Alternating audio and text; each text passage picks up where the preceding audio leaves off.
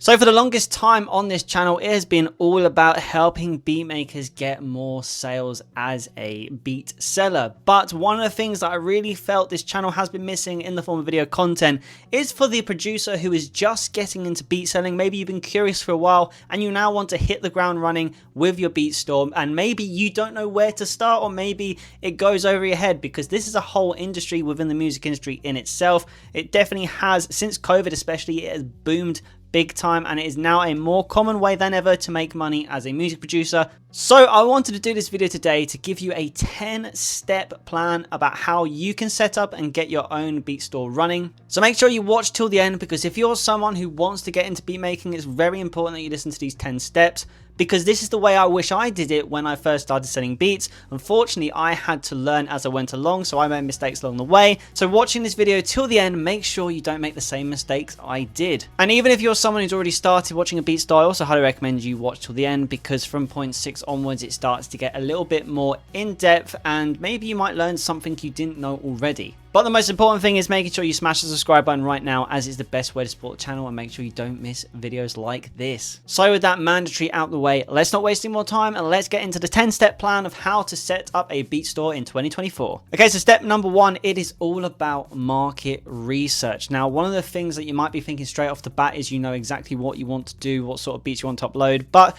you kind of got to be smart about it when it comes to selling beats, because there is a lot of oversaturated markets. I say this all the time on the channel, but the word niche is the most important thing in beat selling nowadays, because the market is oversaturated. And I want to define what I mean by niche, because if you don't know this before getting into beat selling, you might be hindering your chances of hitting the ground running properly selling beats. So what I mean by niche is you need to find a market within the beat selling industry which is relatively untouched by artists. So it doesn't necessarily have to be the most common type of genre or common type of artist to do a type beat of, but it's something that has potential there, but not that many people are doing. So when you start uploading beats, you have a better chance of ranking higher, whether it be on, beat selling sites or on YouTube. And it really is the best chance to hit the ground running early on as a beat seller. So for example, from my personal experience, when I started uploading pop beats, because I'm a pop producer, I experimented with a couple different artists, and I eventually found that Taylor Swift was one that worked really well for me. Not that I'm super passionate about making Taylor Swift beats, obviously I do enjoy the art of making pop instrumentals, so I didn't mind. I produced a lot of Taylor Swift instrumentals, and eventually I got one which has now got over, I think it's 60,000 views on YouTube, and I've sold this beat over 12 times now.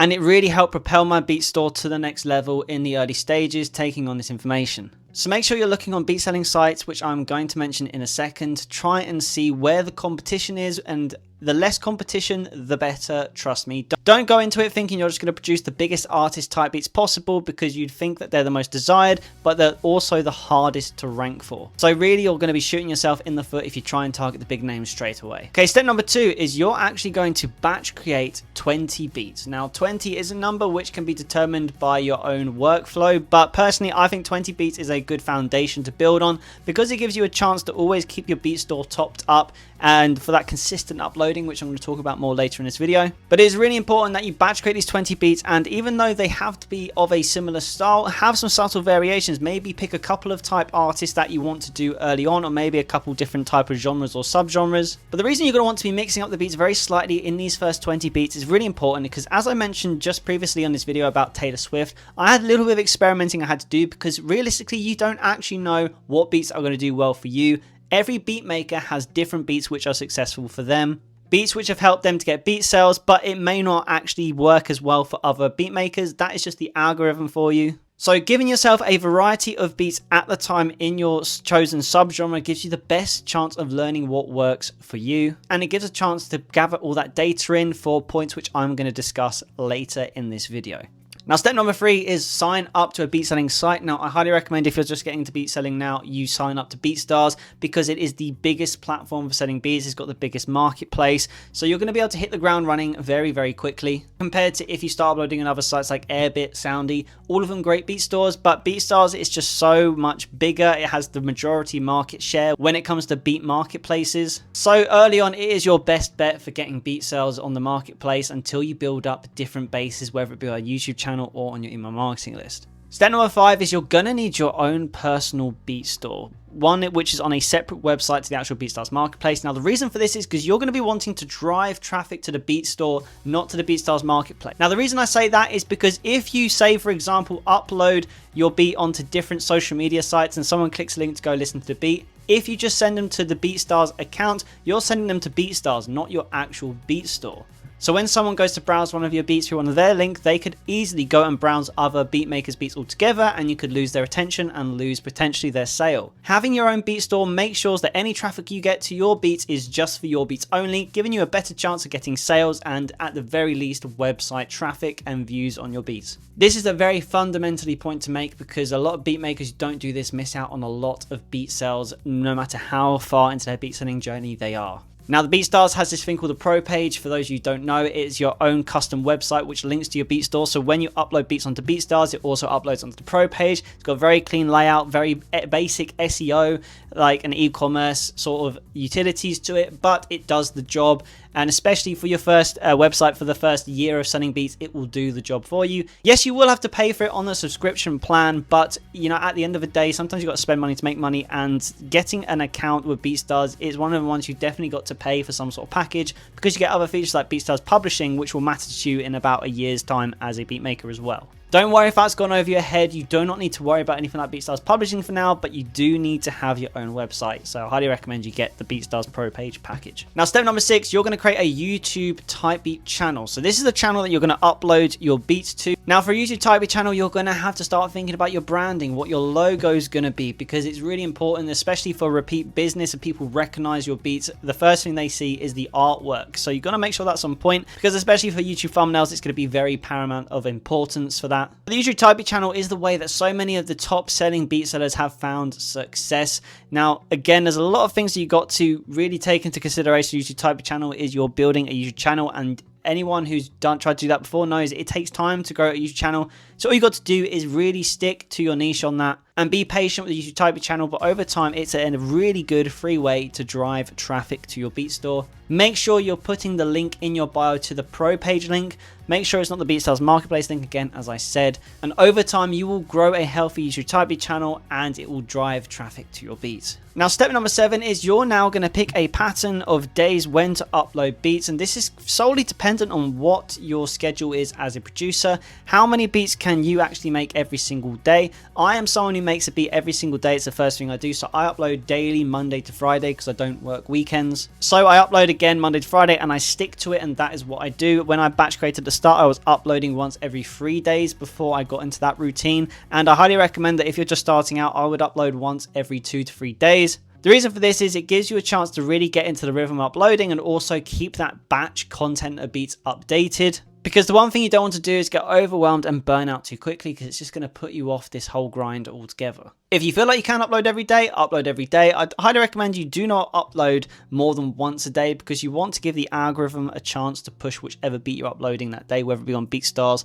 or on YouTube. It's just super important to give things time. You've got to try and be patient with this, because this is a long-term money earner. Now, step number 8 is you're going to enable free download on all your beats on the Beat Store for an email capture. Now, unfortunately, I'm not going to elaborate too much further on the email thing, because if you're just starting a beat selling account and you don't have that many emails, you don't need to worry too much about it. So what you're going to do is you're going to enable free downloads for email capture, and you're going to let the emails over the next 6 months grow and grow and grow till you have a really healthy email marketing list. And when you feel like you've got a decent amount of emails, this could be anywhere from 50 to 100, you are ready to start email marketing, which I've covered in previous videos, which I will link below. So when you are ready for that, don't worry, I have videos which explain how you can do email marketing as a beat maker. But let's just say collecting emails of artists is one of the best ways to get repeat business in the future. So these emails are very important to capture, and the free download, make sure it's for non-profit use as well, or with a tag. But the free download's actually really important because it allows artists a chance to go away, write over the beat and come back. Because realistically, if I'm being completely honest, most artists don't actually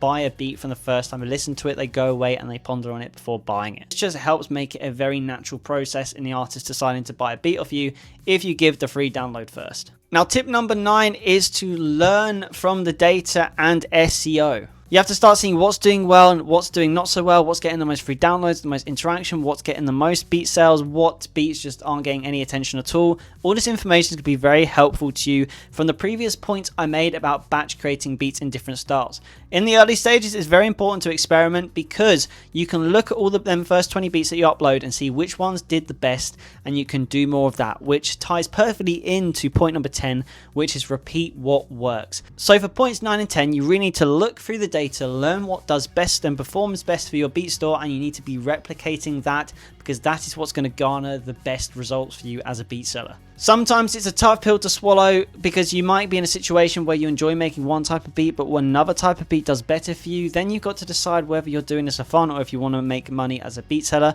So sometimes you might just have to bite the bullet and start creating beats, which may not be like the most enjoyable thing in the world. Obviously, they still got to be fun for you to produce, otherwise it'll be tedious, but maybe not exactly what you set out to do in the first place, but you produce more of it because it's the best thing for your channel. Now, that was me with Taylor Swift type beats when I first started. Obviously, Taylor Swift type beats isn't now what I produce full time. The statistics have moved on because point 9 and 10 are recurring. I'm always learning from the data and changing things up. So the type of beats I made 3 years ago, I don't actually make now because they're not what does best for me anymore. So this is the reason why you got to be careful when to adapt. But if you keep doing that and listening to your data, you can't go wrong. And that's just a little bonus tip as well. You got to be patient. Give this a year. I'm telling you now, this isn't a thing that's going to start working in a week, maybe not even a month. Give it 6 months to a year before you start seeing results. Take it from me, I didn't make my first beat sale till 3 months in and I'd uploaded 37 beats at that point. But nowadays I'm at the point where I'm making over $1,000 a month, which I completely document as well in beat selling vlogs. So you can see that I am not lying through my teeth when I say this. I'm completely transparent about it in my own beat store. So I hope that gives a little bit of clarification when I say this, that I am being completely honest with you. Please give it a chance just to, just to simmer.